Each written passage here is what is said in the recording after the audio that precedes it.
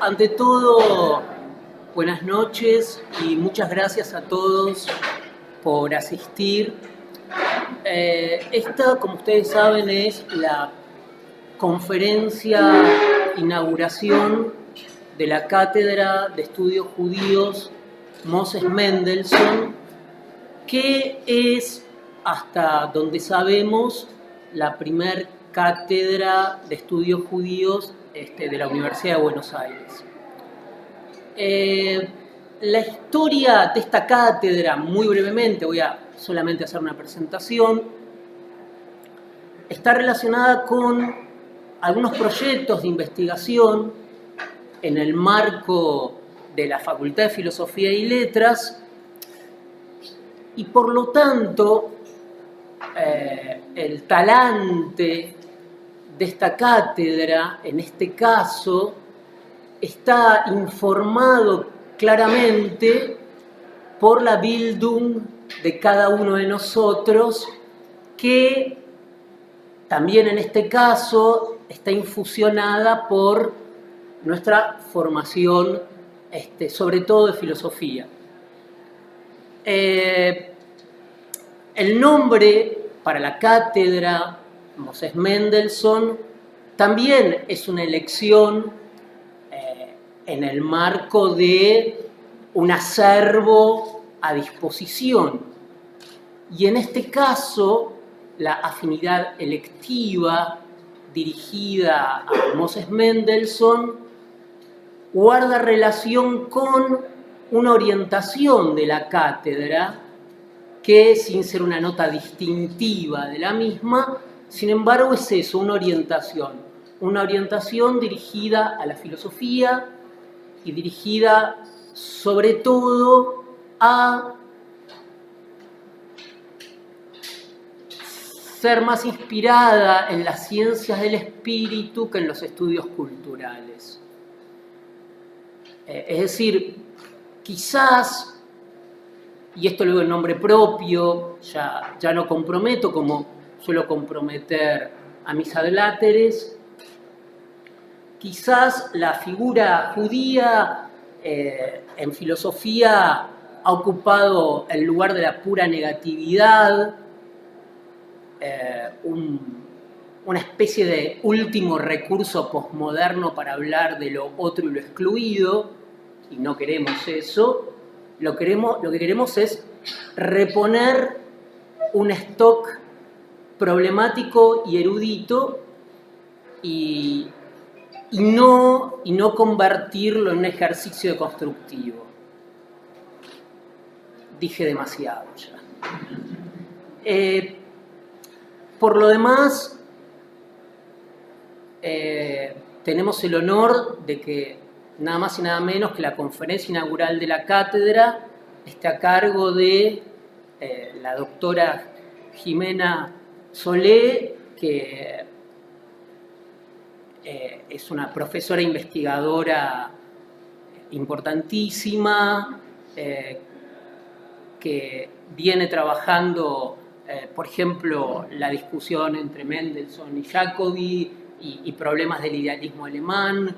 Realmente para nosotros, yo no tengo mucho que decir porque realmente para nosotros es un honor y nos importa muchísimo que precisamente Jimena sea la que inaugure la cátedra. Por eso ya se me acabó mi repertorio de conceptos. Y ahora sí nombrar a los demás compañeros investigadores de la cátedra. Pablo Ríos, Alejandro Lummerman, Alan Kremenchutsky, me voy un poco más al este, casi llegando a Lituania, Gabriela Dranovsky, Pablo Dreisig, ahí estoy más Mittel Europa, y Ezequiel Burstein, Matías Butelman, que creo que no vino. Matías, una de las ideas de la cátedra no es solo, bueno, la idea de la cátedra es sobre todo organizar actividades que imbrinquen tareas de investigación con difusión, con acercamiento a la sociedad civil. Esa es la idea de una cátedra libre en principio.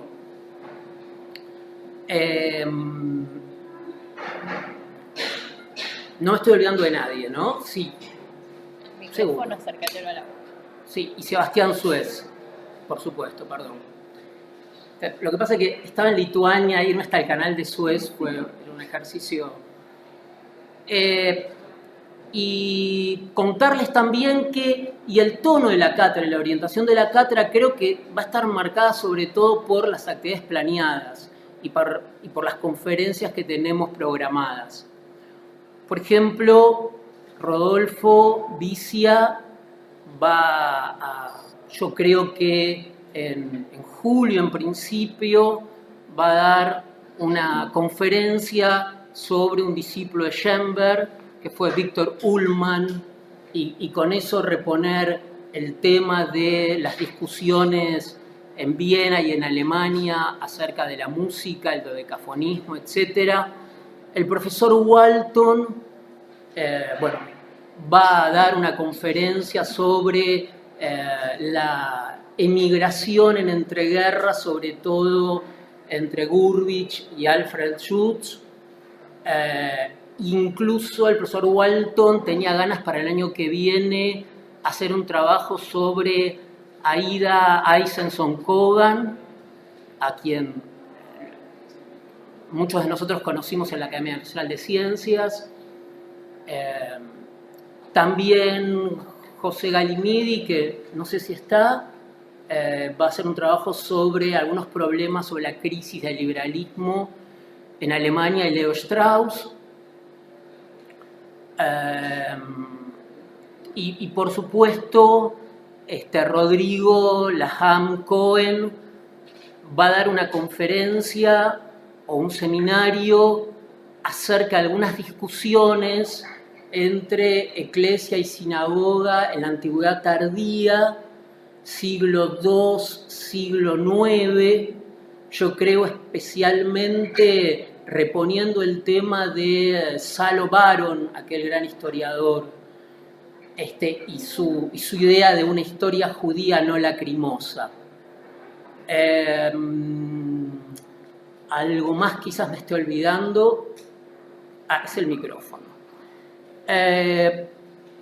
Así que yo creo que van a ser conferencias geniales, originales, como digo, no de historia de la cultura, pero sí de las ciencias del espíritu, y no ubicando a lo judío en el lugar de una alteridad absoluta, ni una pura negatividad, ni una excusa para la deconstrucción, en términos del mapa insular posmoderno. Bueno, y hablé demasiado, muchas gracias, y ahora puro placer.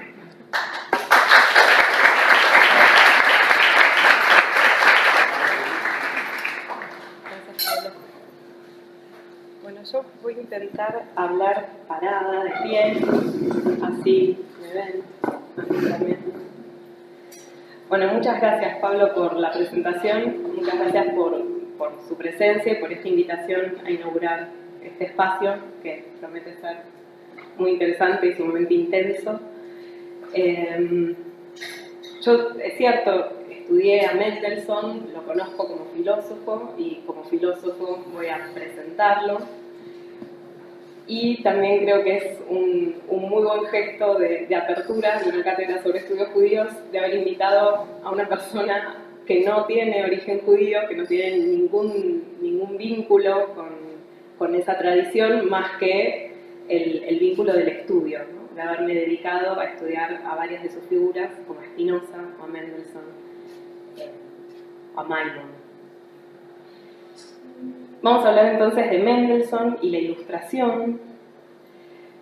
Y no sé si saben, pero cuando en 1783 la revista mensual de Berlín publicó un artículo con una nota al pie que se preguntaba qué es la Ilustración y se exhortaba a los intelectuales de la época a responder a esta pregunta, el primero que responde no es Kant, sino Mendelssohn. un judío que había alcanzado fama y reconocimiento en el territorio alemán y además en gran parte de Europa, era en ese momento la personalidad más destacada de la Ilustración alemana. No era, en un sentido estricto, un excluido, para nada. Mendelssohn fue una figura extraordinaria, un habitante de dos mundos, un filósofo leibniziano que permaneció fiel al judaísmo durante toda su vida. Fue también un símbolo de la época, una época en la que los valores universalistas de la Ilustración luchaban contra los prejuicios que alimentaban el odio y la exclusión, para fundar o intentar fundar un orden social de auténtica igualdad y libertad. Entonces la invitación que les hago hoy es la de reconstruir y repensar la figura de Mendelssohn, cuyo nombre es rescatado hoy de un relativo olvido en el que ha caído al haber sido elegido para denominar esta flamante cátedra de estudios judíos, la cual tengo hoy el honor de inaugurar. Bueno. Mendelssohn nació en el seno de una familia muy humilde en la ciudad de Dessau. Su padre era empleado de la sinagoga, tenía un ingreso pequeño. Su madre provenía de una familia aristocrática. Entre sus antepasados hay varias figuras ilustres de la historia del judaísmo europeo. Y a pesar de esta ajustada situación económica, el joven Mendelssohn recibió una educación completa, completa y rigurosa según la tradición judía. Era además en Dessau un ambiente sumamente vivaz que combinaba la tradición con el interés por algunas ideas nuevas.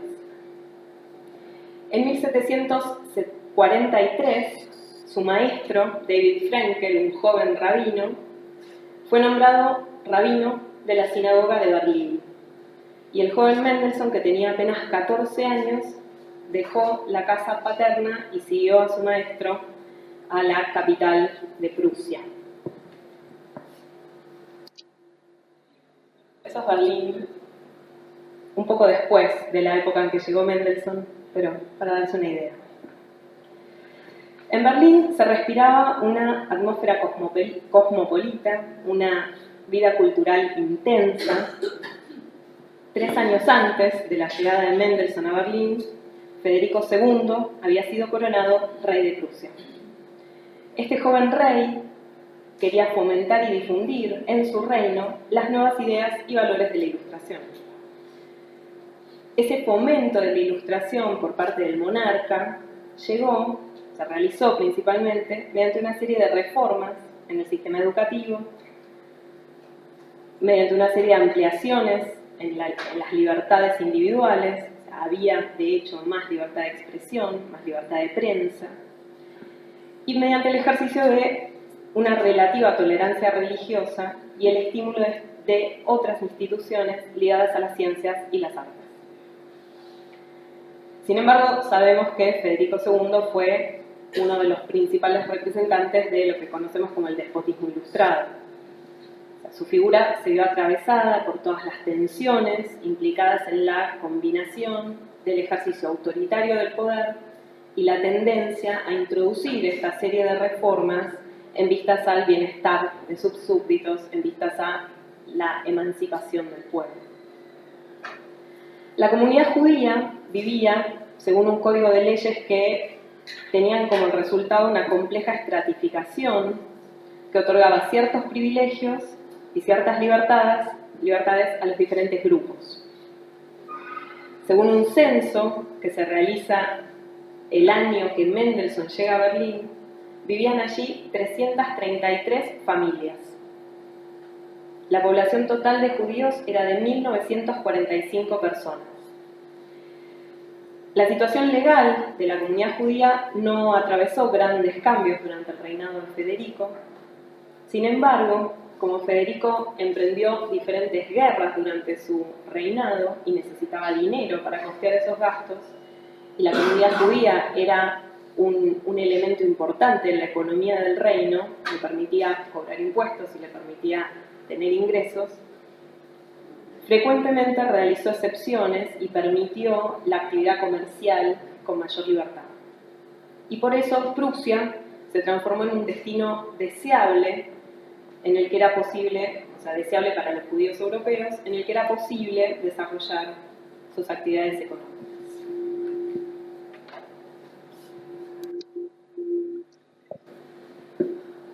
Mendelssohn ingresó a la ciudad sin ningún privilegio ni protección, como invitado de la comunidad judía para continuar con sus estudios con los maestros de la sinagoga.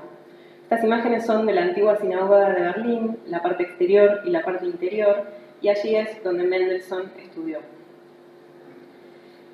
Fue recibido por una familia que le dio hospedaje, le brindó cariño, mucha hospitalidad, y Mendelssohn permaneció siempre muy agradecido a esa primera familia que lo hospedó. Al comienzo se dedicó la mayor parte del tiempo al estudio del Talmud, luego profundizó su conocimiento de Maimónides, conoció también otros pensadores judíos medievales y conoció a otros maestros, académicos de gran renombre y jóvenes intelectuales que tuvieron un impacto inmenso en su formación y que despertaron su curiosidad intelectual por otros temas, por otras materias, por otros autores. Con la ayuda de estas figuras, Mendelssohn estudió matemática, francés, griego y latín. Y pronto se familiarizó con la filosofía de Locke, Leibniz y Wolff. Y de este modo se abrió para el joven Mendelssohn un mundo nuevo, con nuevas ideas y nuevos problemas. En 1750 ingresó a trabajar como pasante en una fábrica de seda y trabajó en esa fábrica durante toda su vida. Ese fue el medio para ganarse la vida. Era muy bueno aparentemente con los números y con la matemática, era muy buen administrador, y Mendelssohn fue ascendiendo hasta ser, al final de su vida, el encargado de la empresa. Ese trabajo comercial implicaba estar en contacto con alemanes, con ciudadanos de Berlín. Pero ese tipo de relaciones comerciales constituían la relación usual entre judíos y cristianos, eran vínculos puramente instrumentales. Eran simplemente vínculos comerciales, en los cuales unos vendían y otros compraban, y no había un verdadero intercambio espiritual. Esto a Mendelssohn no lo satisfacía.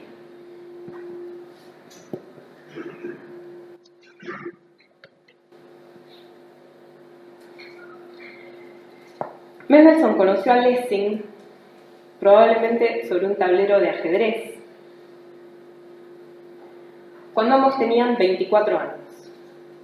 Este vínculo de amistad con Lessing fue una especie de símbolo de la tolerancia religiosa para la época, una amistad ilustrada. La amistad entre un judío y un cristiano, que a pesar de sus diferencias y sus particularidades, se consideraban hermanos. Parecía un ejemplo práctico de esa tolerancia y de esa igualdad que eran valores centrales de la Ilustración.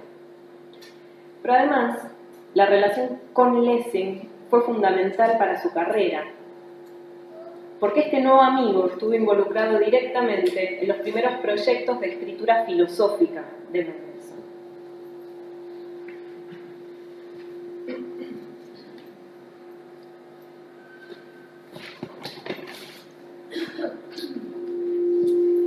Lessing, que era hijo de un pastor protestante, había empezado a estudiar medicina en la Universidad de Leipzig y había interrumpido esos estudios para mudarse a Berlín y dedicarse a las letras.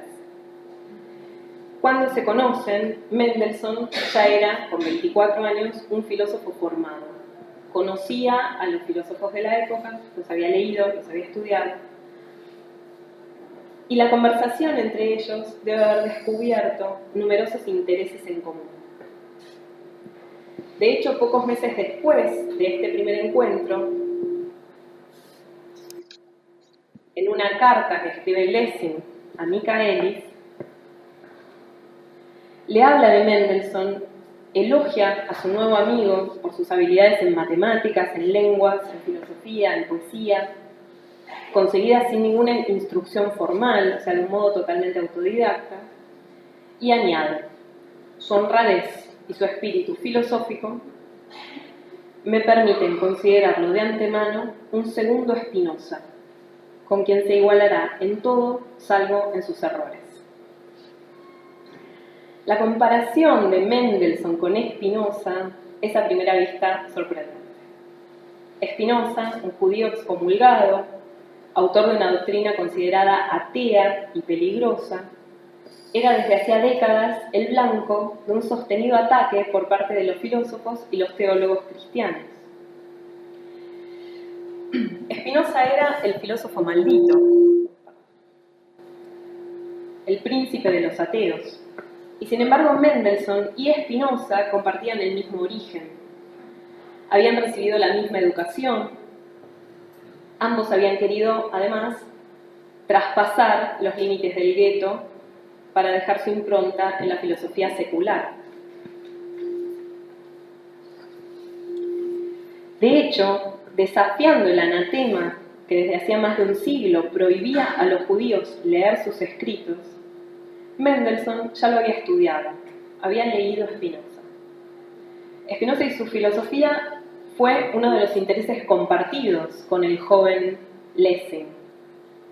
Y Mendelssohn y Lessing emprendieron la escritura en conjunto de un ensayo con el objetivo de participar en un concurso de la Academia de Ciencias y Letras de Berlín, que había propuesto como consigna investigar la doctrina leibniziana del optimismo metafísico. Y para ello proponían analizar un pasaje de un poema de Alexander Pope, según el cual Dios ha creado el mejor mundo posible, y eso tiene un desarrollo poético en Pope. En un gesto de rebeldía, los jóvenes amigos, en vez de responder a la consigna, la satirizan. Se burlan de la posibilidad de elevar a este poeta, Alexander Pope, a un filósofo. Escriben un ensayo que se llama Pope, un metafísico, entre signos de exclamación. Y en el desarrollo de ese ensayo, que finalmente nunca ingresan al concurso, sino que lo publican anónimo antes de que se conozca el resultado y de algún modo se roba el premio, en el desarrollo de ese ensayo mencionan a Spinoza varias veces. Y en esas menciones lo que encontramos es una intención de reivindicar la figura de Spinoza, aunque sin hacerlo de manera demasiado explícita. Pero parecería ser válido suponer que los jóvenes amigos quieren comprender a Spinoza en vez de refutarlo, en vez de rechazarlo, como habían hecho hasta ahora, o hasta ese momento, los filósofos. Podríamos pensar que Mendelssohn, un segundo Spinoza, según Lessing, estaría interesado en reivindicar la figura del judío de Ámsterdam. O sea, precisamente a eso dedica Mendelssohn su primera obra filosófica. También en este proyecto, en la primera obra filosófica de Mendelssohn, Lessing está involucrado.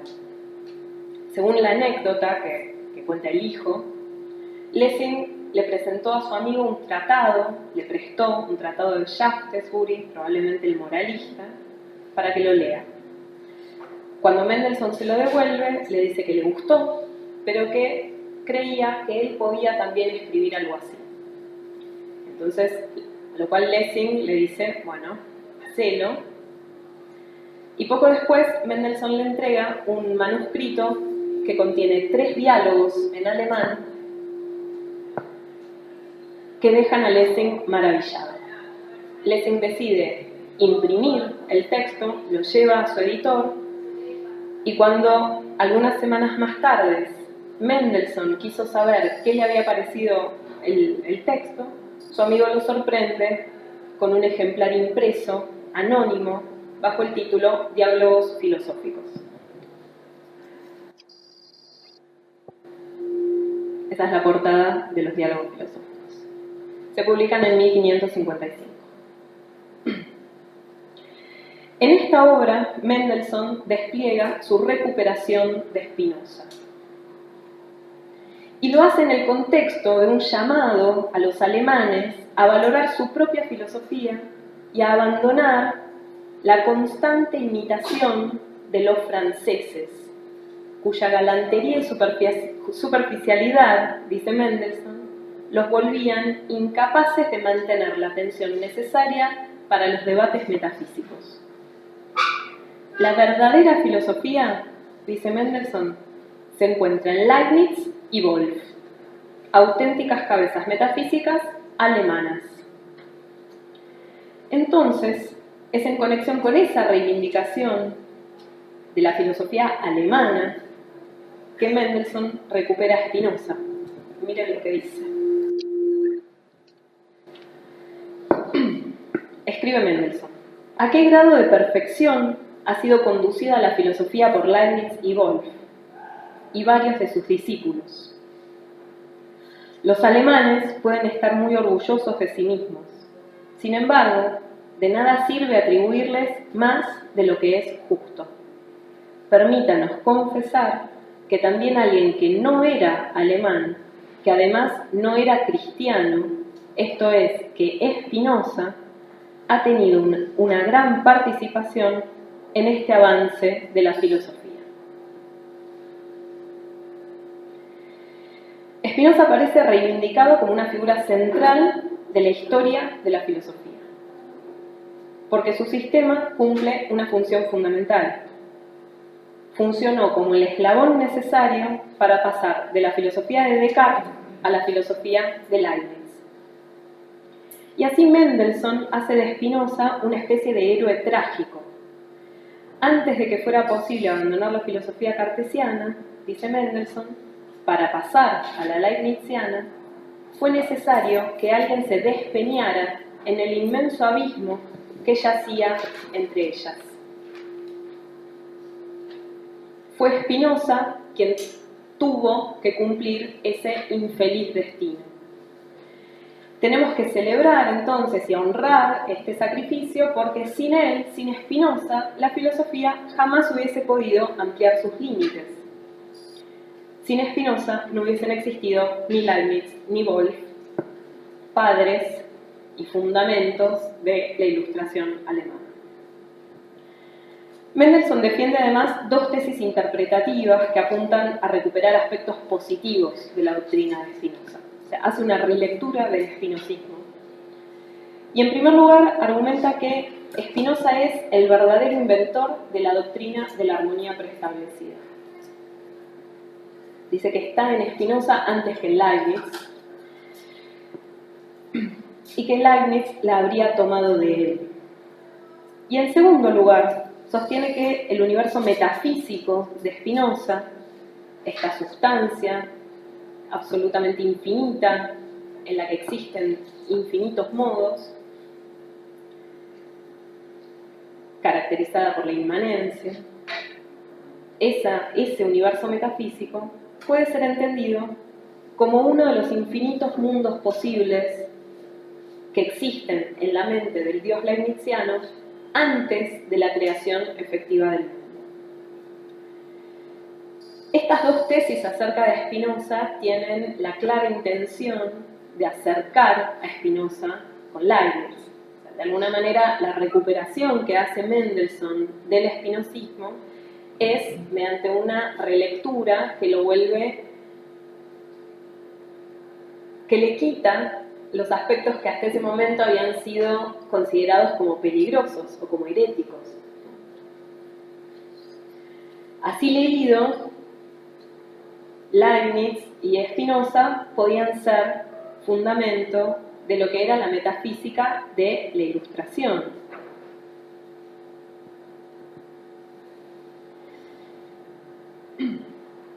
Bueno, el texto tiene un gran impacto por la madurez de las ideas, por la elegancia del estilo. Muchos de sus contemporáneos creyeron que era de Lessing. Y cuando se supo que su autor era un joven judío que había logrado llegar lejos en el conocimiento de las ciencias y la filosofía secular, Mendelssohn se ganó un cierto renombre en el ámbito intelectual alemán.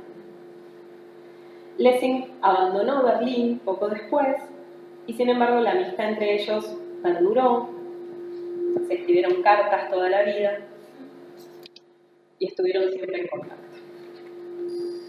Durante los años siguientes, Mendelssohn profundizó su vínculo con otros ilustrados, entre ellos el más relevante quizás fue Friedrich Nicolai, que era dueño de una librería, era editor, era publicista y era también escritor. Con Mendelssohn compartía muchas cosas, en principio la formación autodidacta y además también el hecho de que ambos se dedicaban a la actividad comercial.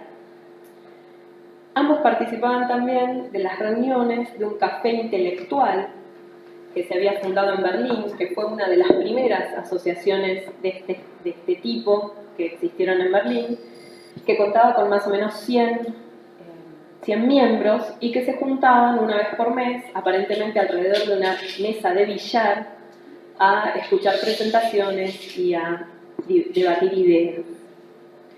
Nicolai tuvo una gran influencia en Mendelssohn, lo inclinó durante esos años a la crítica literaria y facilitó la publicación de numerosos artículos y escritos de Mendelssohn en periódicos de la época. Era una época de efervescencia intelectual en Prusia y especialmente en Berlín. Proliferaban los periódicos, las publicaciones, los libros, las revistas especializadas. Se creaban espacios como los clubes, las sociedades, los cafés, en los que se discutían las ideas de la época. Y la Academia Real de Ciencias y Letras, con su concurso anual de ensayos, contribuía en gran medida al fomento de esta actividad intelectual. Fue precisamente gracias a esa institución, la Academia Real de Ciencias y Letras, que Mendelssohn, que nunca abandonó en realidad la preocupación por la filosofía y la metafísica, logró en 1763 su consagración filosófica cuando ganó el primer premio.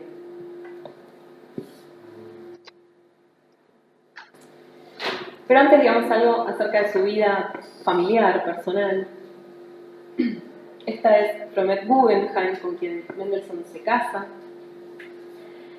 en 1761. Mendelssohn tenía 31 años.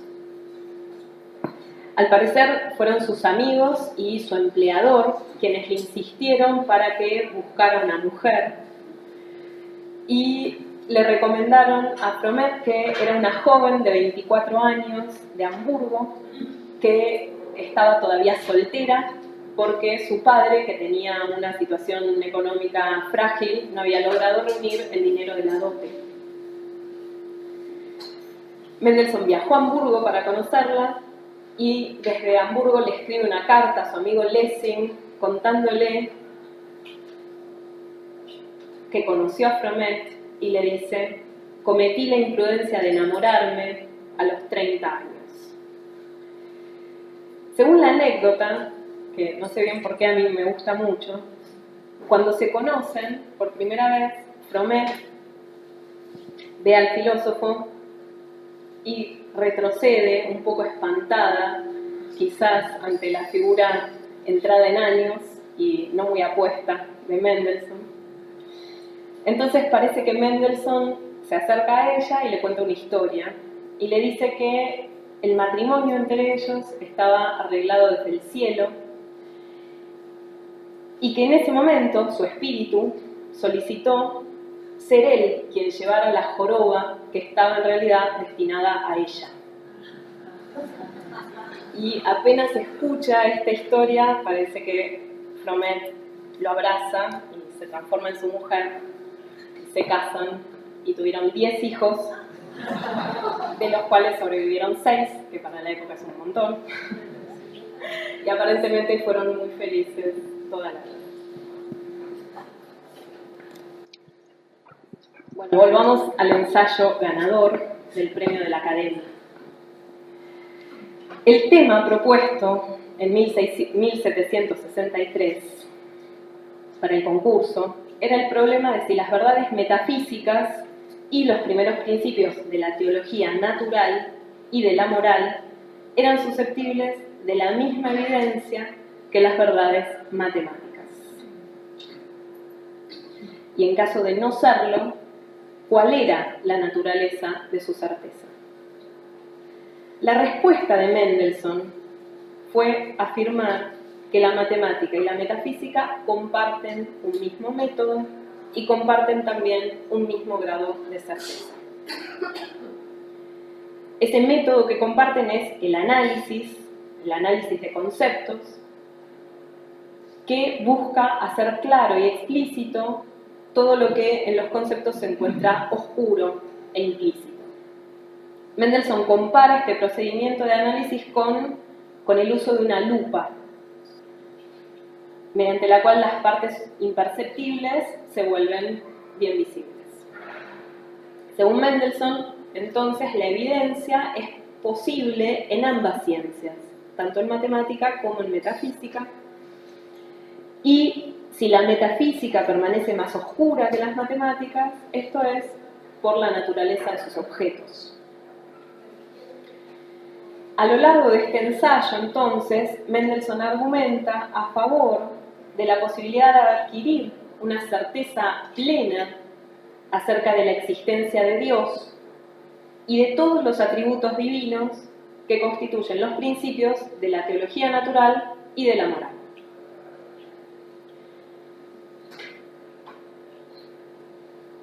Mendelssohn hacía de esta manera su ingreso triunfal en la escena filosófica alemana como un convencido seguidor del racionalismo leibniziano-wolffiano y como un representante de lo que se conoce como la religión natural, el deísmo, o sea, la posición según la cual Dios y la libertad del alma y la inmortalidad del alma pueden ser demostrados racionalmente y funcionan como el fundamento de una religión o de una moral que es igual para todos en la medida en que todos compartimos esa misma razón. Pero la obra que le hizo realmente famoso fue Fedón, o acerca de la inmortalidad del alma, en 3 diálogos, que se publica en 1767. El objetivo de esta obra es refutar el ateísmo, y lo hace mediante la exposición de diferentes argumentos que demuestran racionalmente, de nuevo, la inmortalidad del alma. Y Mendelssohn aquí toma como modelo el diálogo de Platón, en el que Sócrates aborda este tema ante sus discípulos en la víspera de su muerte.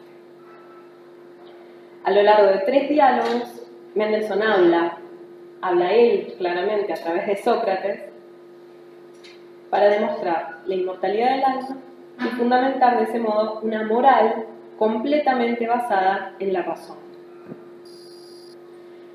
Nuevamente, Mendelssohn hacía en esta obra gala de su racionalismo de corte Leibniz-Wolffiano. La razón humana es suficiente para conocer todas las verdades universales sin necesidad de ninguna revelación. Tanto la existencia de Dios como la inmortalidad del alma son, para Mendelssohn, verdades eternas, accesibles a cualquier ser humano, sea este cristiano, judío o, como Sócrates, pagano. Este texto tuvo un éxito impresionante. La primera edición se agotó en 4 meses. Durante los años siguientes se reeditó numerosísimas veces y fue traducido al holandés, al francés en 2 versiones diferentes, al italiano, al danés y al ruso. Mendelssohn no estaba conforme con ninguna de las traducciones. Pero también Mendelssohn, habitante de 2 mundos, deseaba que el texto fuese conocido por el público judío, pero entendía que una traducción del diálogo con Sócrates como personaje no tenía ningún sentido. Entonces redactó una exposición del contenido del libro en forma de tratado, y eso sí, se tradujo al hebreo y se publicó bajo el título Libro sobre el alma. La clave del éxito del libro era claramente su forma. la forma de diálogo permitía a un público muy amplio acceder a temas que hasta ese momento eran exclusivos de los filósofos, exclusivos de la filosofía de la escuela. Y por hablar a través de Sócrates, Mendelssohn se ganó su apodo de el Sócrates alemán. El hecho de que un judío haya podido alcanzar este grado de fama, este grado de renombre, no solo en el ámbito alemán de la filosofía, sino en el ámbito internacional, habla claramente de los logros personales de Mendelssohn. O sea, estamos ante un talento excepcional. Pero también, en cierto sentido, habla del triunfo de la Ilustración, que había conseguido preparar el terreno para esto, ¿no? Este espíritu secular de la época que reconocía la diferencia entre judíos y cristianos, pero aspiraba a neutralizar su efecto en las relaciones humanas. Mendelssohn vivía en un clima de cordial tolerancia, de cordial respeto de la diferencia, podríamos animarnos a decir. Y el éxito de Fedón le había demostrado que podía ser al mismo tiempo un ciudadano de la República de las Letras Alemanas sin necesidad de esconder ni de disimular su fidelidad a la religión de sus ancestros. Sin embargo, existían círculos que se resistían a ese espíritu humanista, universalista, ilustrado, y que no estaban dispuestos a tolerar esta intromisión de un judío en temas que tradicionalmente pertenecían a la tradición cristiana. Algunos tenían la esperanza de que Mendelssohn secretamente se hubiese convertido al cristianismo. Otros creían que, bueno, era un judío, pero en su corazón era un cristiano. Y en 1769, Mendelssohn recibe, por parte de un teólogo, Johann Caspar Lavater, que es este que tenemos aquí. El que está aquí parado es Lessing, y aquí está Fromet, trayéndolo de tomar. Bueno, Lavater le escribe a Mendelssohn, en realidad primero lo visita, eso es lo que muestra este cuadro. Tienen una conversación privada, aparentemente en esta conversación hablan sobre religión. Mendelssohn le cuenta acerca de su concepción del judaísmo y cómo él se piensa a sí mismo como judío y como filósofo. Pero le hace prometer a Lavater que no va a divulgar el contenido de esa conversación. Y un tiempo después, 1769, Lavater le hace llegar a Mendelssohn un libro con una dedicatoria. El libro es una traducción que había hecho él de un texto en francés que probaba la verdad del cristianismo. Eran pruebas a favor del cristianismo, escritos por Bonnet. Lavater lo traduce y le envía un ejemplar a Mendelssohn, y en la dedicatoria le pide que o bien refute las pruebas de la racionalidad del cristianismo, o bien abandone el judaísmo.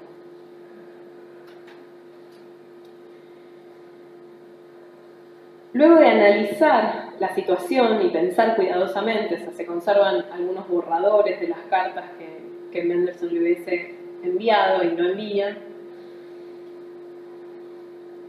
Mendelssohn piensa entonces cuidadosamente cuál es la mejor manera de proceder y le responde en una carta en la que se rehúsa tanto a abandonar el cristianismo como a abandonar el judaísmo, como a demostrar la falsedad del cristianismo. O sea, no entra en la polémica propuesta por Lavater y le explica por qué.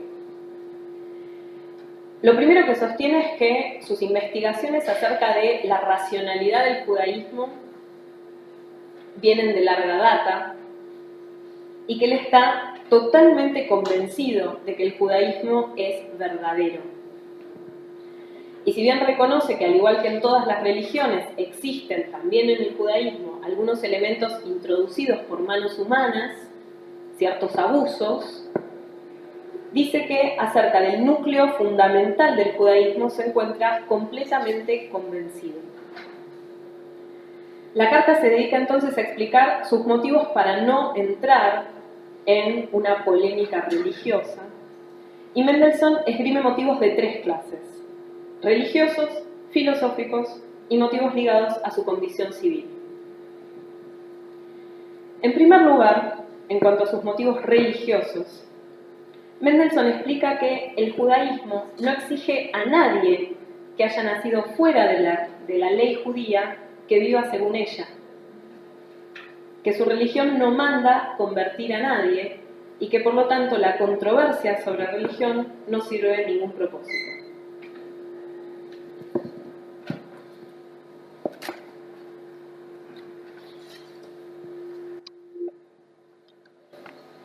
Y dice, les leo: si habitara entre mis contemporáneos un Confucio o un Solón, podría, según los principios de mi religión, amar y admirar al gran hombre sin tener la ridícula idea de querer convertir a Confucio o a Solón. ¿Convertirlo a qué? Puesto que él no pertenece a las tribus de Jacob, las leyes de mi religión no son vinculantes para él. La religión judía es, según Mendelssohn, una religión tolerante. Puede amar a los individuos por su sabiduría, admirar a los hombres y en ningún momento querer modificar sus creencias religiosas. Y seguramente, diciendo esto, Mendelssohn se ganaba la simpatía de la mayoría de los ilustrados de la época, que pensaban lo mismo acerca del cristianismo. Pero además, sigue la cita,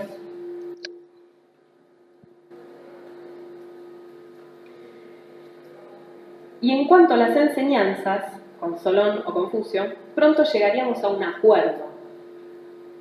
Creo que podría alcanzar un estado de beatitud. O sea, ¿alguien no judío podría alcanzar un estado de beatitud? Esa es la pregunta, ¿no? O apenas puedo pensar que aquel que conduce a los hombres a la virtud en esta vida pueda ser condenado en la siguiente.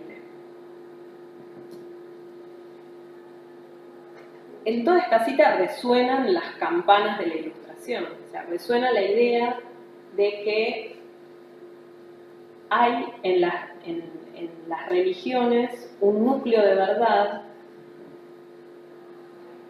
que es luego adornado por determinadas ceremonias o por determinadas dogmas que son accesorios, pero que no hacen a la verdad de esa religión. Y que por lo tanto la idea de convertir a una persona a otra religión equivale a afirmar que solo la propia religión es la verdadera y a negar la posibilidad de que las otras religiones también tengan ese núcleo de verdades que Mendelssohn le está reconociendo no solo al judaísmo y al cristianismo, sino también al paganismo o al confucianismo. Mendelssohn dice, tiene muchos amigos cristianos y de otras religiones, y nos amamos y nos respetamos mutuamente, a pesar de que sabemos que tenemos opiniones muy diferentes en cuanto a nuestras religiones. Pasa entonces a los motivos filosóficos.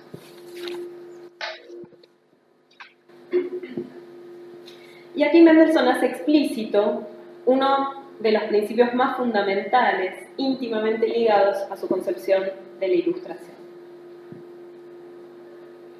Leo. Sin duda es una obligación natural para todos los mortales difundir el conocimiento y la virtud entre su prójimo, y al mismo tiempo extirpar sus prejuicios y errores, siempre que sea posible.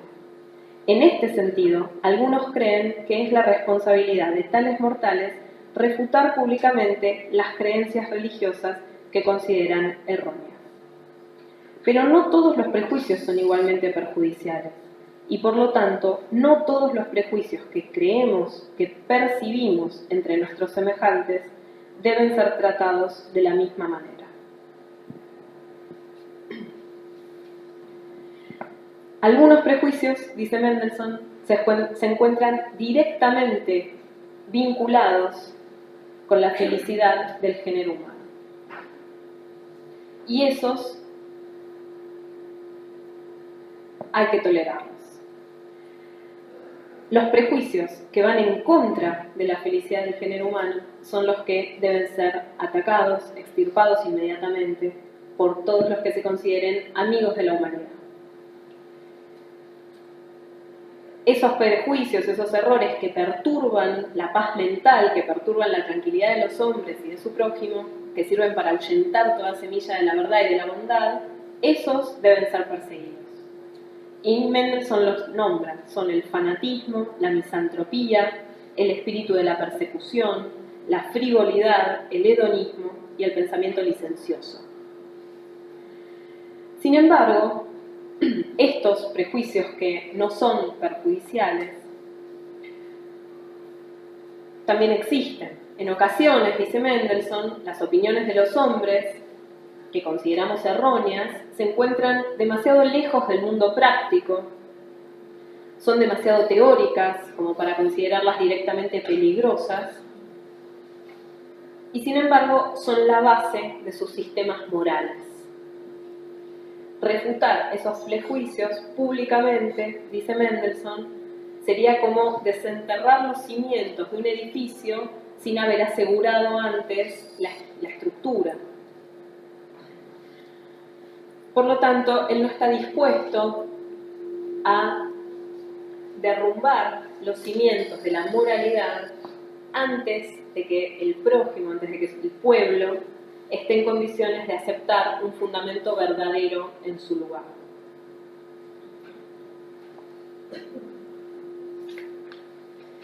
Y en cuanto a los motivos de su situación civil, aquí Mendelssohn aprovecha para denunciar la situación en la que vive la comunidad judía. Dice: pertenezco a un pueblo oprimido, que debe confiar en la buena voluntad de la nación dominante y suplicar su protección y socorro, el cual no siempre recibe y jamás sin ciertas restricciones. A las libertades concedidas a cada hijo de hombre, mis correligionarios renuncian alegremente, con tal de ser tolerados y protegidos.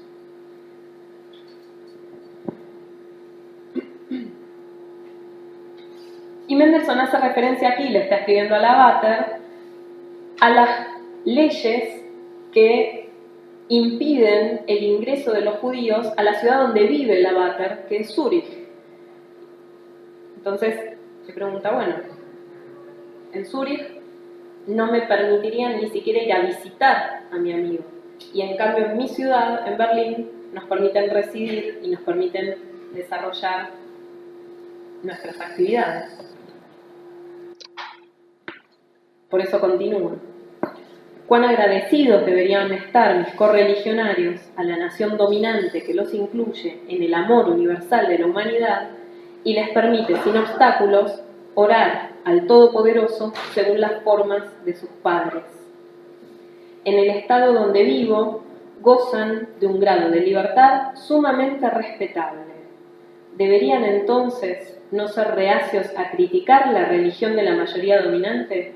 Es decir, a caer sobre sus protectores en el costado que debe ser el más sensible para los hombres virtuosos. Mendelssohn no tenía ningún motivo entonces para intentar refutar el cristianismo. No tenía motivos religiosos porque el judaísmo no pide convertir a nadie, no tenía motivos filosóficos porque considera que el cristianismo sirve para fundamentar una moral, al menos hasta que esas personas conozcan los principios racionales sobre los cuales la moral se fundamenta, y no tenía tampoco motivos civiles para hacerlo, más bien tenía motivos civiles para no hacerlo. ¿no? Para no atacar la religión oficial de una nación dominante que nos permitía desarrollar sus vidas en una situación soportable. La controversia entre Mendelssohn y Lavater continúa, el tono se vuelve un poco más duro. La gran mayoría de los ilustrados de Berlín se posiciona del lado de Mendelssohn. Lavater se disculpa finalmente por algunas afirmaciones maliciosas y Mendelssohn se queda con el triunfo moral. Aunque, como señalan sus biógrafos, este episodio tiene un efecto sumamente desgastante en su salud. Bueno, en este momento, cuando comienza la década de 1770, Mendelssohn ha alcanzado su madurez intelectual. Ha alcanzado además el reconocimiento de sus pares. De hecho, al año siguiente, en 1771, los miembros de la Academia de Letras y Ciencias de Berlín proponen a Mendelssohn para ocupar un cargo de miembro ordinario. Su vida familiar era feliz, sus vínculos de amistad eran firmes, eran sinceros, era además apreciado y admirado dentro de la comunidad judía, y su lugar central en el movimiento de ilustrado era reconocido por todos. Había salido airoso de la polémica con Lavater, que había puesto en duda la posibilidad de ser judío y ser filósofo a la vez, y aunque su salud lo obligaba a no hacer esfuerzos demasiado sostenidos, Mendelssohn continuó trabajando. Durante los años siguientes se consolidó como líder del movimiento que se conoce como Ilustración de Berlín, y fue precisamente por eso, por ser el líder de la Ilustración de Berlín y no por ser un judío, que Mendelssohn se transformó a comienzos de la década de 1780 en el blanco de los ataques de otro polemista de la época. De hecho, los últimos años de su vida transcurrieron dedicados a la defensa de la Ilustración en polémicas con Jacobi. Y en medio de todo esto se coló el problema de interpretar a Spinoza y de defender la memoria de su amigo Lessing. Esto, a lo que me refiero, es lo que se conoce como la polémica del espinosismo.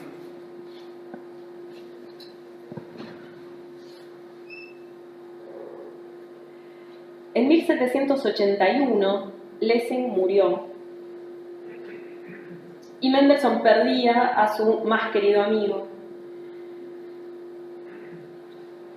a su amigo de toda la vida.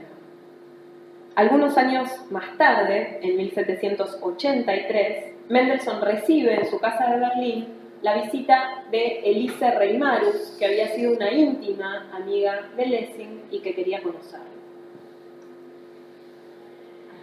Elise era también amiga de Jacobi y le comunica a Jacobi que iba a visitar a Mendelssohn y le cuenta, luego de su visita, que Mendelssohn estaba preparando una biografía intelectual a modo de homenaje literario para el difunto amigo en común. Fue entonces que Jacobi consideró importante comunicar a Lessing un asunto que le parecía sumamente delicado. Poco antes de la muerte de Lessing, en 1780, Jacobi lo había visitado en Wolfenbüttel. Esta imagen es de la biblioteca de Wolfenbüttel, donde Lessing era bibliotecario, donde antes había sido Leibniz bibliotecario. Jacobi lo visita, se hospeda en su casa durante unos días y tienen diversas conversaciones. Y en el transcurso de una de esas conversaciones, Lessing le confiesa a Jacobi su total acuerdo con la filosofía de Spinoza. Elise recibe esta noticia con el encargo de transmitírsela a Mendelssohn. Elise lo hace y Mendelssohn pide más detalles. Quiere saber exactamente qué dijo Lessing y quiere saber exactamente en qué circunstancias Lessing dijo soy un espinosista o qué palabras salieron de su boca. Jacobi entonces redacta una epístola extensa en la que reconstruye el diálogo con Lessing, y según su relato, fue luego de darle a leer una oda de Goethe, Prometeo, sumamente provocativa, que Lessing se la devolvió y le dijo que le gustaba, que le había agradado, y que estaba de acuerdo con el punto de vista del poema. Los conceptos de la divinidad ya no son para mí, dijo Lessing, no puedo gozar de ellos, Gen, Kai, Pan es todo lo que sé. Este lema, Gen, Kai, Pan, uno y todo, servía en la época como una divisa del panteísmo, por lo tanto también como una especie de lema espinosista. Jacobi se sorprende al escuchar que Lessing dice esto y le pregunta si entonces está de acuerdo con Spinoza. Y según su relato, Lessing le dice: no hay otra filosofía que la filosofía de Spinoza, y le recomienda hacerse su amigo. Que Lessing efectivamente haya sido un espinosista era para la mayoría de los intelectuales alemanes de finales del siglo XVIII un total escándalo. Spinoza, que era sinónimo de ateísmo y de fatalismo, había sido combatido durante todo ese siglo, había sido denunciado como un pensador peligroso porque su doctrina metafísica negaba al Dios de la ortodoxia cristiana y su pensamiento político ponía en peligro al orden religioso y social. Afirmar que Lessing, una de las figuras centrales de la Ilustración, había sido un espinosista, había abrazado el ateísmo y el fatalismo, no solo era un ataque directo contra su memoria, contra la reputación de este gran hombre ilustrado, sino que también, y esta era la verdadera intención de Jacobi, era un ataque contra toda la Ilustración.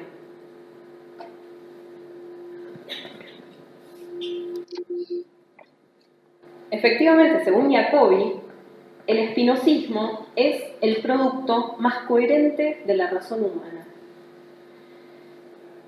Una razón que pretende demostrar todo a partir de principios.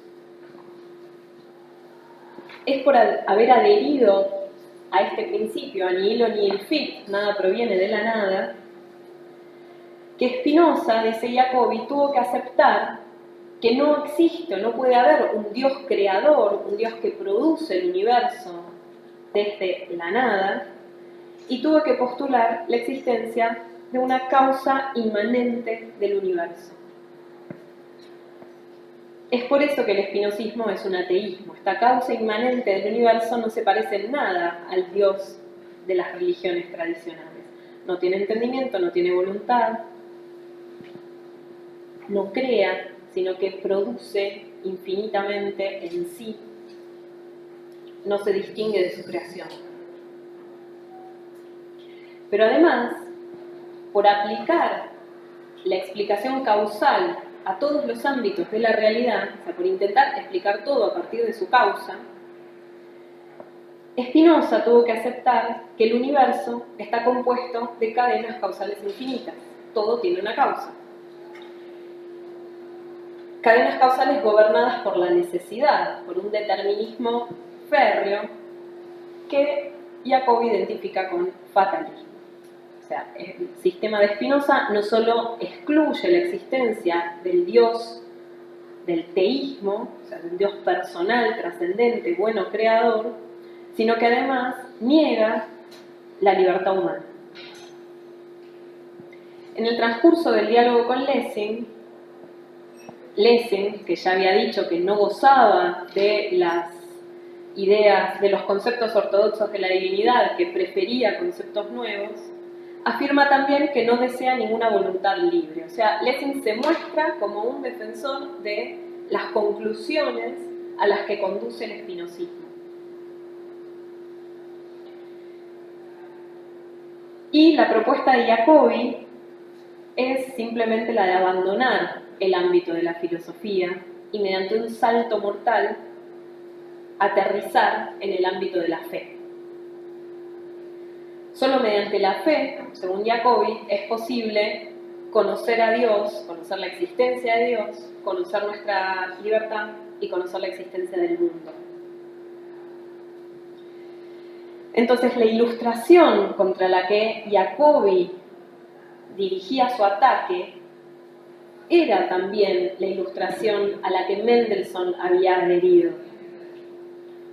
Una ilustración que se fundaba sobre la prueba ontológica racional de la existencia de Dios, sobre la posibilidad de construir, a partir de principios demostrados racionalmente, un sistema moral, una religión natural y un orden político.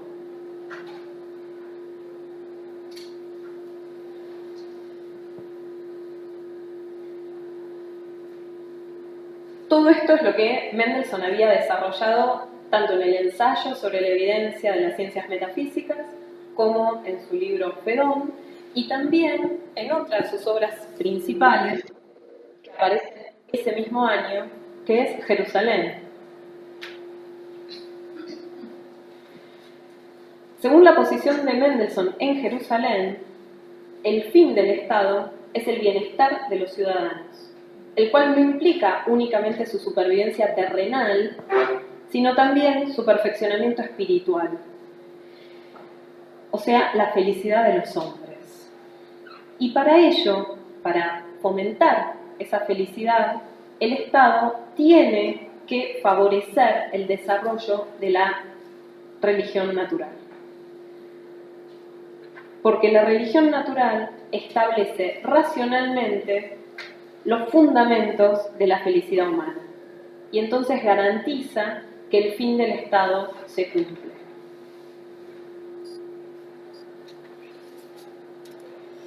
La tarea entonces a la que Mendelssohn se enfrentaba era muy clara. Tenía que defender a Lessing de los ataques, de esta difamación de ser un espinosista, pero también tenía que defender a la Ilustración. Una Ilustración que se encontraba, sin embargo, en ese momento en crisis.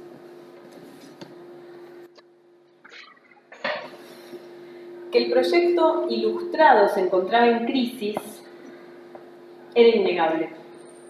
Existían muchas voces disidentes al interior de la Ilustración misma. Kant era uno de los principales. Y síntoma de esta crisis era el hecho de que se plantea a finales de ese mismo año, en 1783, la pregunta: ¿qué es Ilustración? Como dije al comienzo, en una nota al pie de un artículo publicado en la revista que más circulación tenía en Berlín. Habían transcurrido más de 4 décadas desde la llegada de Federico al trono, 4 décadas de una política explícitamente dirigida a fomentar la Ilustración. Y por lo tanto, plantear esta pregunta implicaba una especie de necesidad de hacer un balance y de ver qué resultados se habían obtenido mediante estas políticas de fomento de valores y de ideas ilustradas.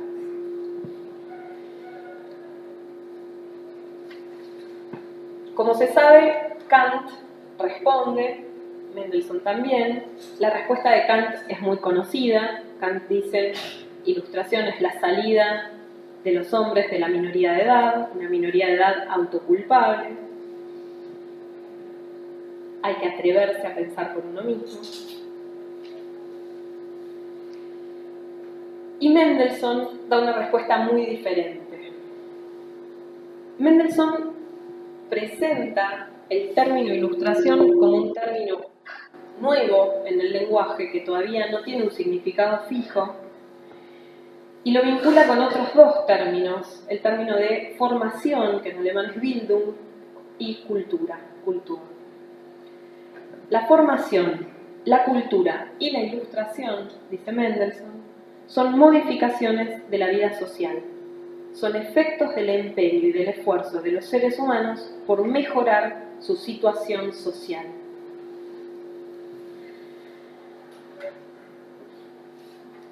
Según Mendelssohn, la formación se desdobla en cultura e ilustración. La cultura es el aspecto práctico, la ilustración es el aspecto teórico. La cultura tiene que ver con las destrezas, con las habilidades, con las costumbres, con los hábitos. Y en cambio la ilustración tiene que ver con el conocimiento racional, con la capacidad de adquirir saber. La ilustración de un pueblo, según Mendelssohn, es el conjunto de saberes que ese pueblo posee y la capacidad de ese pueblo para producir o para adquirir ese conjunto de saberes. Cultura e ilustración son ambas necesarias e indispensables para conquistar lo que Mendelssohn denomina la destinación del hombre. Y el Estado debe tener en cuenta ambos aspectos de la vida humana y no permitir que las exigencias de uno, o sea, las exigencias teóricas, supongamos, la búsqueda de la verdad, impidan la realización del otro, el refinamiento de las costumbres. El tono del artículo es de desconfianza hacia la ilustración. Mendelssohn, de hecho, distingue un buen uso de un mal uso de la ilustración y se preocupa por detectar algunas circunstancias en las cuales el avance en el conocimiento puede tener efectos perjudiciales para el ser humano en tanto que es ciudadano. Y aquí vuelve a aparecer eso que había aparecido en la carta a Lavater, la idea de que hay ciertos prejuicios que deben ser tolerados. El filósofo ilustrado no puede arremeter contra el prejuicio, no puede querer imponer la verdad de una manera absoluta, sin tener en cuenta qué función social, qué función moral cumplen los prejuicios que está destruyendo. Volvamos entonces al intercambio con Jacobi. Jacobi escribe, redacta su diálogo con Lessing, se lo envía a Mendelssohn, Mendelssohn lo recibe, lo lee y escribe una respuesta que se llama Consideraciones acerca de el escrito de Jacobi, y allí plantea objeciones al relato. Su principal argumento consiste en decir que Lessing estaba bromeando, que de ninguna manera Lessing podía estar diciendo algo serio, que quien conocía a Lessing y sabía de su carácter amante de las paradojas y amante de defender causas perdidas, podía entender esa afirmación como un despliegue de este espíritu chistoso. Pero además, en esas consideraciones, Mendelssohn expresa con firmeza, nuevamente, su postura racionalista y su concepción del judaísmo como una religión compatible con la investigación racional.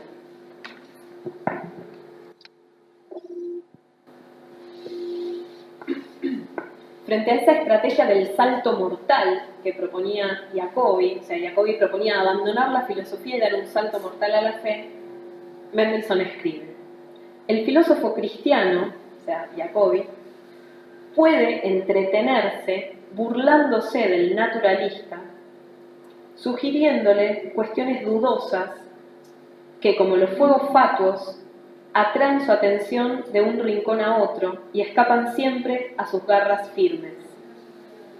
Mi religión no impone la obligación de solucionar dudas semejantes más que por medio de fundamentos racionales. No ordena ninguna fe en verdades eternas. Por lo tanto, tengo aún otra razón para buscar la convicción. Fíjense que el judaísmo, que había aparecido en la carta a Lavater como una religión tolerante, aparece acá, en la respuesta a Jacobi, como una religión que fomenta la investigación racional. A diferencia del cristianismo, que pide aceptar verdades como reveladas de un modo irracional, como está proponiendo Jacobi que hagamos, Mendelssohn interpreta su propia religión como una religión que no impide la investigación racional, sino que al contrario la exige.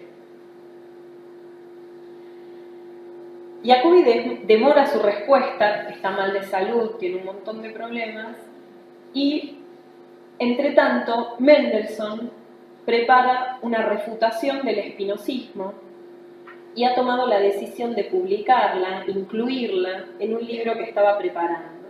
Ese libro se titula Horas matinales o lecciones acerca de la existencia de Dios.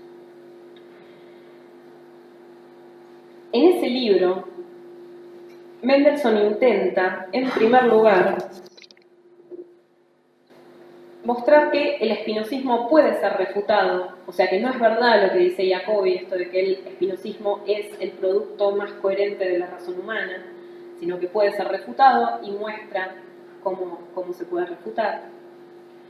Luego desarrolla una interpretación propia del espinosismo como un panteísmo, recuperando algunas de las ideas que había desarrollado en sus diálogos filosóficos, esta posición según la cual el universo metafísico de Spinoza podría ser entendido como uno de los mundos posibles del Dios de Leibniz, antes de salir de la mente de Dios, y en ese sentido es panteísmo. Y afirma que Lessing adhirió a un espinosismo purificado, un espinosismo que no difiere en nada esencial respecto del Leibniz y que por lo tanto no atenta contra los fundamentos de la religión y de la teología natural, bueno, de la religión natural y de la moral.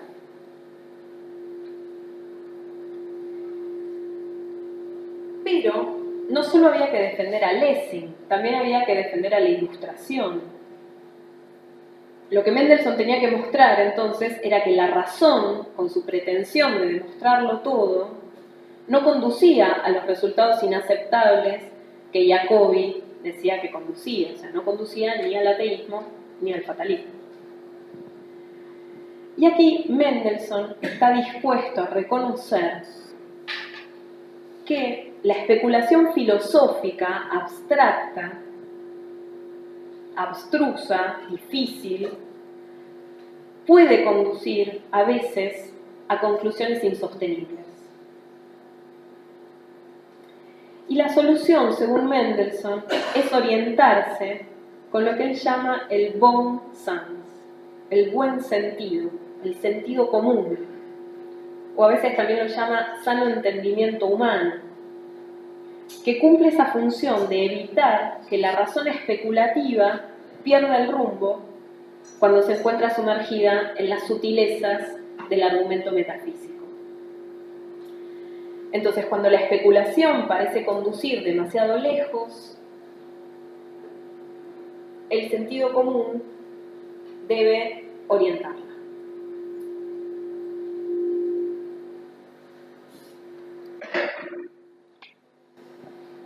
En sus horas matinales afirma: la experiencia me ha enseñado que el sentido común usualmente está en lo correcto, y la razón debe pronunciarse de manera muy decisiva a favor de la especulación si he de seguir a esta y abandonar al sentido común.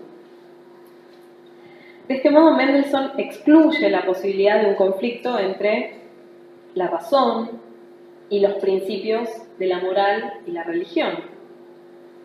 Según su propuesta, cuando en su función especulativa la razón se aleja o se opone de los valores morales o entra en contradicción con los principios fundamentales de la religión, el sano entendimiento humano, o el bon sens, le enseña el camino.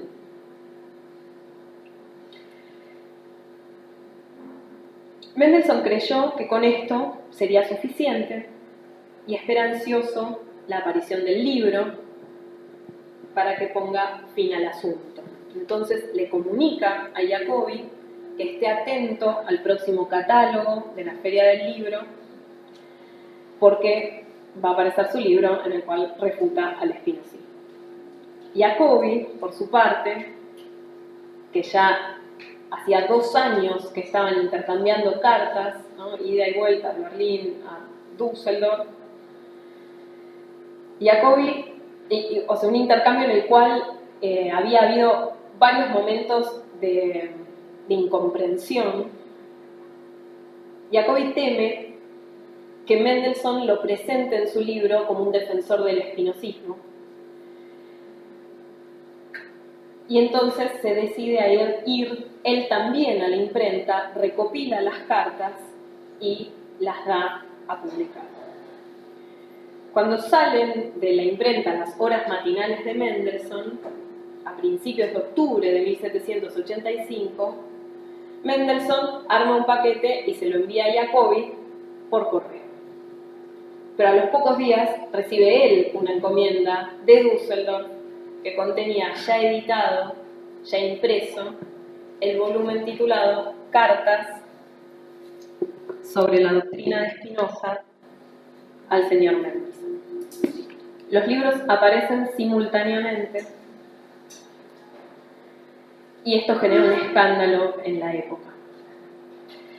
El libro de Jacobi también llega a Elise, esta amiga en común que había permitido el intercambio entre ellos, y Elise le escribe inmediatamente una carta a Mendelssohn en la que le dice: la sola visión del título hizo hervir mi sangre. Estaba indignada de que fuesen expuestas públicamente estas cartas en las que se hablaba de un modo tan sincero y tan abierto, sobre todo de las convicciones religiosas de Lessing, que estaba muerto y que encima había dicho que era un espinosista. Sentían que la confianza de Lessing estaba siendo traicionada, que la confianza de Mendelssohn y de Elise y de todo el mundo estaba siendo traicionada.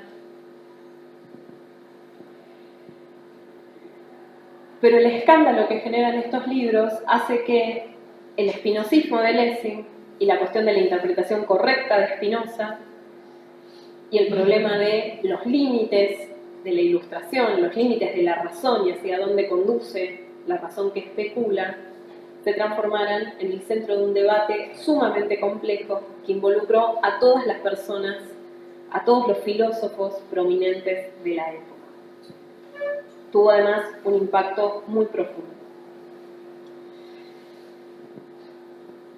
Mendelssohn intentó buscar ayuda, le escribe una carta a Kant, le pide que intervenga, Kant no interviene. Pero Mendelssohn no puede dejar la situación como está, decide escribir una respuesta, redacta un texto a toda velocidad en el cual explica la situación y en el cual presenta diferentes argumentos en cuanto a Jacobi. Lo titula A los amigos de Lessing y con este libro espera poner fin a la controversia. Tan pronto como concluye el manuscrito, Mendelssohn quiere llevarlo en persona a su editor, absorto en su pensamiento, apresurado por concluir el asunto. Mendelssohn sale de su casa y olvida su abrigo. Era invierno, era diciembre en Berlín, hacía mucho frío, y cuando regresa a su casa cae enfermo y a los 4 días se muere. El escrito a los amigos de Lessing sale póstumo. Bueno, Mendelssohn se muere y es una tragedia para todos, ¿no? En el escrito a los amigos de Lessing, que aparece póstumo, su amigo Engel escribe: cuán grande ha sido la pérdida de un Mendelssohn para la erudición, la filosofía y la literatura alemana. Lo saben todos aquellos para quienes estos asuntos tienen alguna importancia. Pero cuán poco alcanza eso para medir la irreparable pérdida que han sufrido sus amigos. Aquello que ha brillado de este hombre públicamente ante el mundo entero era una pequeñísima parte de su valor. es imposible estimar su dignidad a partir de sus obras. Por más que se encuentren repletas de diversos conocimientos, por más que sean reflejos de su buen gusto y su sagacidad. Y cuanto menos aún permiten estimar su bondad moral, su celo, su modestia y todas las grandes y valorables virtudes de su carácter. La pérdida de Mendelssohn era irreparable. Este es un dibujo en el cual se ve a Mendelssohn llegar al cielo. Y esta es la tumba, la piedra de la tumba en Berlín.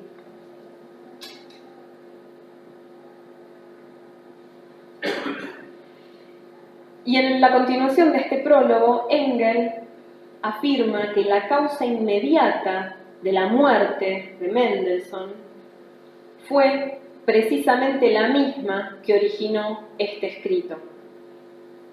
El escrito a los amigos de Lessing.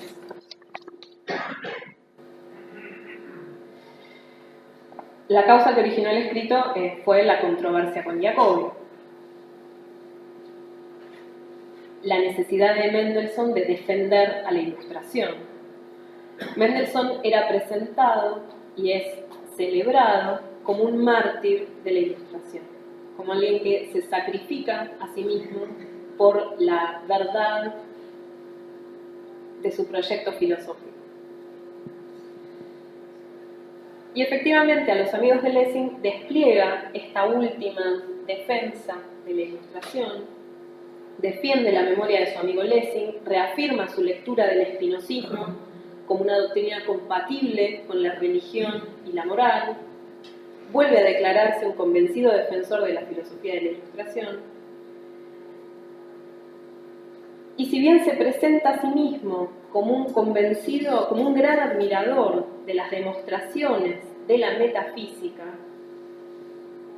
dice estar firmemente convencido de que las verdades y los principios de la religión pueden ser demostradas tan apodícticamente como cualquier teorema matemático. A pesar de esta convicción, también en este texto Mendelssohn expresa su conciencia de que la especulación entraña ciertos peligros y afirma que su convicción acerca de las verdades de la religión no dependen tan absolutamente de las argumentaciones metafísicas que deban mantenerse o caer con ellas.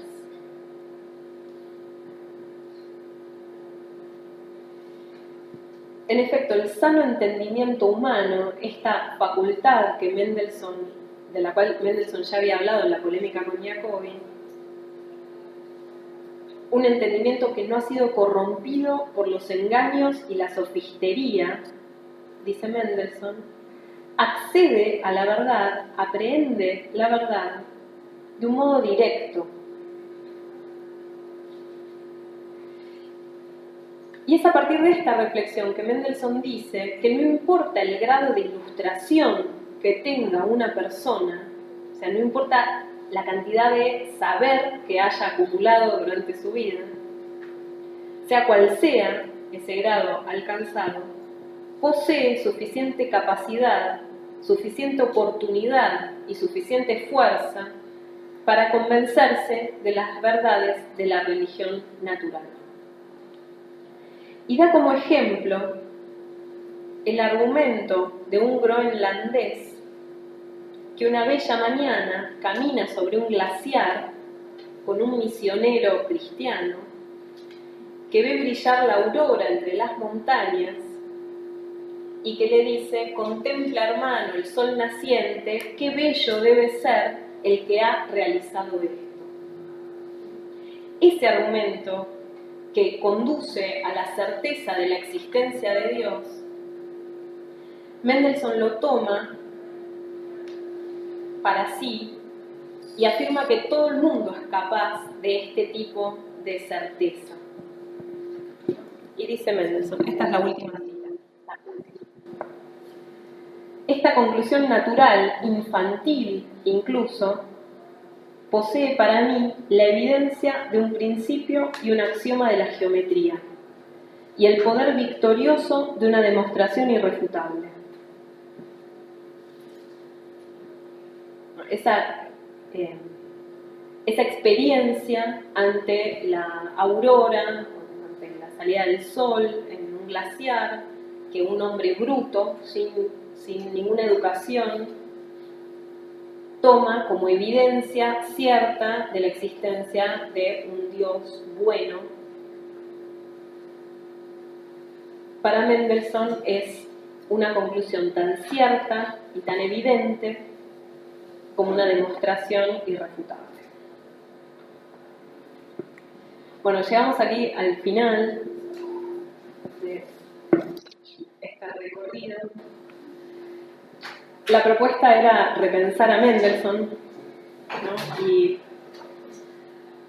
quizás, en primer lugar, esta posibilidad de repensarlo como una figura, un habitante de dos mundos, un filósofo racionalista, que además es un filósofo judío, nos permite ver en él, y es lo que dicen muchos de sus biógrafos, una persona revolucionaria. O sea, Mendelssohn, su vida, sus actos y su obra es revolucionario,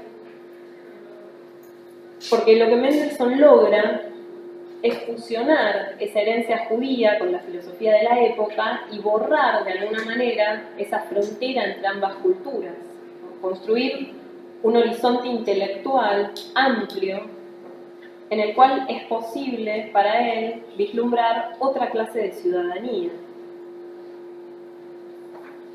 La construcción de vínculos espirituales en los que las particularidades puedan convivir sin necesidad de anularse, sino enriqueciéndose, potenciándose mutuamente. La cultura de la Ilustración, que enarbolaba esos valores de igualdad, de libertad, de tolerancia, parecía brindar un marco apropiado para un proyecto como este. Pero de alguna manera es también Mendelssohn quien impulsa ese proyecto, ¿no? con su existencia, con sus obras, con su vida.